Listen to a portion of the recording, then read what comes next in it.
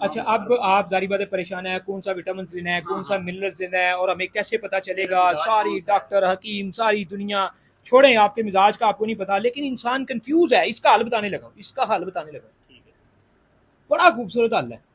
और अगर हम इस बात को लें इस चीज़ के साथ के सुनते नबी सल्लल्लाहु अलैहि वसल्लम भी है, अल्लाह कमी पेशी अल्लाह ताला माफ़ फरमाए। जैसे मैंने एक किताब को पढ़ा, प्यारे नबी सल्लल्लाहु अलैहि वसल्लम किस किस तरह के खाने खाते, कैसे खाते, तो उसमें अल्लाह के नबी सल्लल्लाहु अलैहि वसल्लम अक्सर एक टाइम पे एक खाना खाते, एक चीज़ खाते।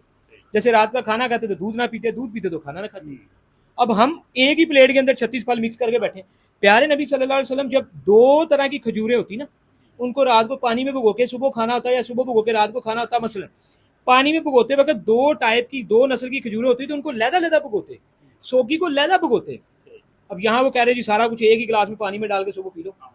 यानी कि लो, एक तो रसूलुल्लाह सल्लल्लाहु अलैहि वसल्लम का दस्तरख्वान, इस नाम से किसी भी जमात की अपनी, जो लोगों का अपना अपने हिसाब है, लेकिन एज ए मुस्लिम दीनी जमात की कोई भी किताब हमारी मुसलमानों की खरीद के जिसमें सारी खाने पीने के तरीके प्यारे नबी के लिखे हों किस तरह, उसको स्टडी करें।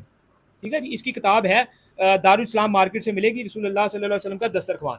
एक तो उस किताब को पढ़े, और दूसरा वो फार्मूला जो मैं कहने जा रहा था वो यही है, सिंगल चीज़।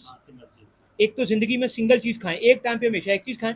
और दूसरी चीज़, कोई भी चीज़ एक दो दिन से या 3 दिन से ज़्यादा मुसलसल ना खाएं। मतलब तरबूज आपको अच्छा लग रहा है, 3 दिन खा लिया ना, तो केले पे आ जाए, केला खा लिया, खरबूजे पे आ जाए, गर्मे पे आ जाए, आम पे आ जाए, आलू बुखारे पे आ जाए, बदलते जाए रोजाना फल।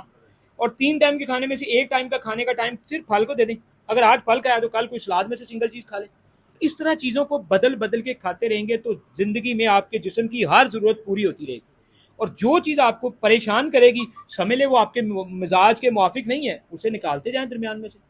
फिर कभी कुछ दिनों बाद ट्राई करें, यानी कि बदल के गजाएं खाते रहें, 2-3 दिन की लिमिट रखें, जिंदगी शफायाब है, सारे विटामिन पूरे हो जाएंगे। अब ये जो कह रहे हैं जी विटामिन विटामिन विटामिन ये खा लें वो खा लें, अब विटामिन के मुताबिक मैं चीज़ों के बारे में मैं भी अपनी वीडियोज़ में सारा बता रहा हूँ, मिनरल्स विटामिन हर चीज़ की डिटेल दे रहा हूँ। लेकिन यहाँ एक बड़ी खूबसूरत बात है, विटामिन जो है या कोई मिनरल जो है वो जब आप कोई गज़ा खाएंगे उससे ऑटोमेटिकली मिलेगा, कोई ऐसी टेंशन नहीं है कि वो नहीं मिलेगा। लेकिन ये कौन कैसे समझाएगा कि एक बंदा सुबह सेब, चिया सीड, तुखमलंगा, जौ ये सब मिक्स खा रहा है, अब क्या वो उसके जिस्म का हिस्सा बने भी विटामिन के नहीं बने, इसे कौन साबित करेगा।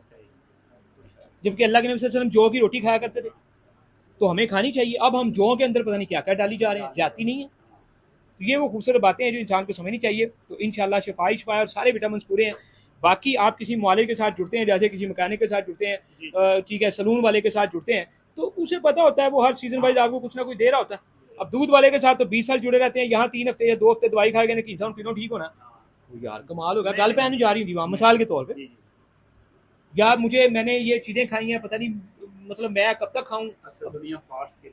यही वजह, उसी ने नुकसान